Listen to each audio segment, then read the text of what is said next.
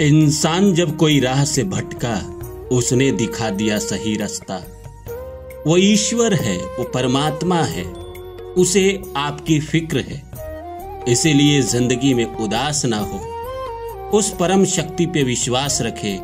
वो आपको एक दिन मंजिल जरूर देगा। सफर जारी रखे, हिम्मत बाकी रखे और यूं ही चलते रहे।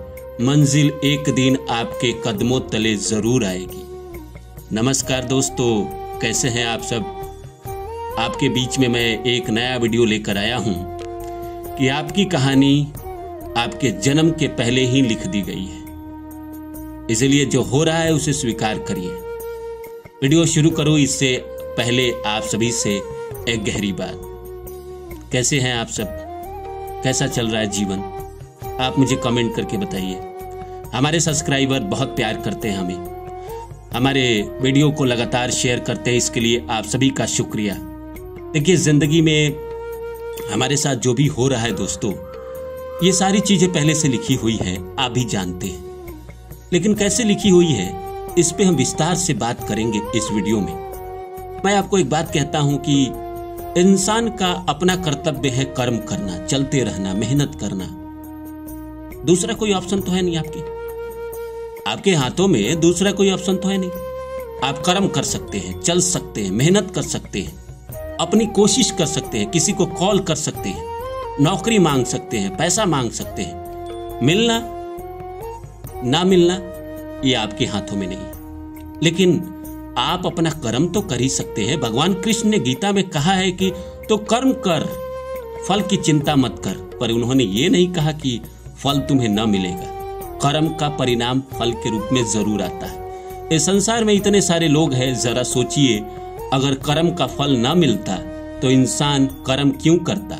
ओशो का तो और वक्तव्य है, वो कहते हैं कि ऐसा कुछ नहीं होता है कि आप कर्म अभी करोगे और फल बाद में मिलेगा। नहीं, वो तो कहते हैं कि अभी तुमने आग में हाथ डाला तो क्या तुम्हारे हाथ अगले जन्म में जलेंगे? नहीं जलेंगे। अभी तुम्हारा ब्रेकअप हुआ तो तुम्हें जो दुख हुआ, क्या अगले जन्म में दुख होंगे? नहीं, अभी हुआ। तुमने जो कर्म किया उसके फल अभी मिले। कुछ ऐसे कर्म हैं जो लंबे समय बाद उसका रिजल्ट आता है। जैसे गालिब ने लिखा है कि आह को चाहिए एक उम्र असर होने के लिए, कौन जीता है तेरे जुल्फ के कलम होने तक। मतलब हम जो दुआ करते हैं उसको असर होने में, लौट कर आने में एक समय लग जाता है। तब तक इंसान का दूसरा जन्म हो चुका रहता है, तो इस जन्म की दुआ अगले जीवन में मिल जाती है। कई बार लेट हो जाता है, लेकिन कुछ ऐसे कर्म हैं जिसके फल हमें तुरंत मिलते हैं। लेकिन इन सब के बावजूद आप कौन सा कर्म करेंगे? अच्छा करेंगे, बुरा करेंगे? आपको जिंदगी में नेम फेम मिलेगा? पैसा कितना कमाएंगे? अमीर कितना बनेंगे? जिससे प्यार करेंगे उसी से शादी होगी या किसी और से शादी होगी? बीवी आपको चरित्रहीन मिलेगी कि बीवी आपको बहुत कहीं ना कहीं पवित्र मिलेगी? पार्टनर आपको, जो मेल पार्टनर है, वो चरित्रहीन मिलेगा या साफ सुथरा कैरेक्टर का मिलेगा? ये सब कहीं ना कहीं आपके जन्म के पहले ही लिख दी गई है। और ये सब लिखा जाता है आपके पूर्व के कर्मों के अनुसार। पूर्व के कर्म जैसे आपके रहते हैं, वैसे ही इस जन्म के आपके सारे कर्म लिखे जाते हैं। कोई कोई पूरी जिंदगी संघर्ष करते रह जाता है, कोई कोई थोड़ा सा संघर्ष करता है, सफलता मिल जाती है।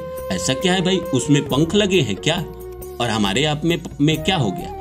हमारे आपके जो कर्म थे प्रारब्ध के जन्मों में, पीछे के जन्मों में, हमारा जिससे जैसा रिश्ता था इस जिंदगी में वैसा ही होता है। हमारे अगर बहुत अच्छे कर्म थे तो हमारी जिंदगी में सब कुछ होता रहेगा, अच्छे से होता रहेगा। जैसे कई बार होता है कि आपको मैं एक बात बताता हूं जो मैंने अपनी आंखों से देखा है कि शादी नहीं हो रही है किसी इंसान की। बहुत कोशिश किया, बहुत मुश्किल हो गई शादी में, मैट्रिमोनियल, रिश्तेदार, सब जगह खोज लिया, सब जगह ट्राई कर लिया, नहीं हुआ। अब मैं बताता हूं कि जैसे कुंडली में आपके जुपिटर 5वें घर से ट्रांजिट किए, 5वां घर पिछले जन्म के पुण्य का होता है, और आपकी शादी भी हो गई और उसी साल बच्चे भी हो गए। पिछले जन्म के पुण्य से आपको सब मिल गया। अचानक से 10 साल से नहीं हो रहा था और एक ही साल में शादी भी हो गया, बच्चे भी हो गए। ऐसा कैसे हो गया? क्योंकि वो आपके पुण्य का साल था। पुण्य जैसे एक्टिव हुआ और कहीं ना कहीं ये पहले से तय था कि इसी साल आपकी जिंदगी में सब कुछ होना है। 12 साल में 1 साल जाता है जुपिटर 5वें में, पुण्य खोलता है और आपके सारे जो पेंडिंग कर्मा है, जो आपके काम बचे हुए हैं, जो आपको लग रहा था नहीं हो रहा है, नहीं हो रहा है, नहीं हो रहा है यार, कितना भी कोशिश करता हूं नहीं हो रहा है, नहीं हो रहा है, वो अचानक से 1 साल में सब हो गया। लेकिन कहानी सब पहले से लिखी हुई है। जैसे नाटक का पूरी स्क्रिप्ट पहले से लिख दी जाती है और इंसान अपने चरित्र, जैसे मान के चलिए मुझे मोहन का चरित्र करना है और मोहन का जितना चरित्र है, जितने लाइन है, मुझे स्टेज पे परफॉर्म करना है, उसी तरह आपकी जिंदगी में भी है। इस संसार में, इस ब्रह्मांड में आपके जो चरित्र हुए हैं वो लिखे हुए हैं और आपको आना है और अपना पात्र निभाना है। जब आपका पात्र खत्म हो जाएगा, इस संसार को छोड़ के आपको जाना है। उस पात्र में उतार चढ़ाव, कभी रोना, कभी हंसना, जैसे फिल्मों के चरित्र में होते हैं। शुरू में बड़ा अच्छा रहता है, बीच में स्ट्रगल आए, फिर प्यार हुआ, रोना पड़ा, लड़ाई हुई, झगड़ा हुआ, फिर कहीं और शादी हो गई, फिर नौकरी मिल गई, फिर जिंदगी जैसे तैसे गुजर बसर हुई।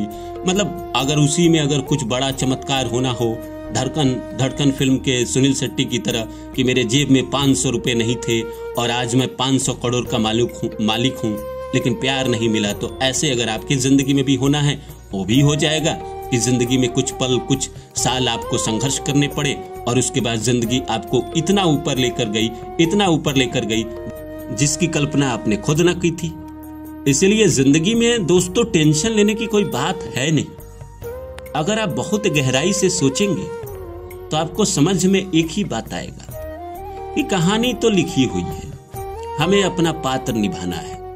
वो राजेश खन्ना वाली फिल्म है ना, आनंद, उसमें जो लास्ट के क्लाइमेक्स में राजेश खन्ना बोलते हैं कि जिंदगी एक रंगमंच है बाबू मुसायब, हम सब कब कहां कैसे उठेंगे ये सब पहले से तय है। तो हमें कितना उठना है लाइफ में, किससे शादी होनी है, कब बच्चा होना है, कब हमें पैसा मिलना है, कब सफलता मिलनी है, ये सब पहले से लिखा जा चुका है दोस्तों।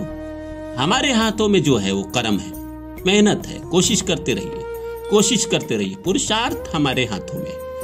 तो इसलिए पुरुषार्थ करते रहिए।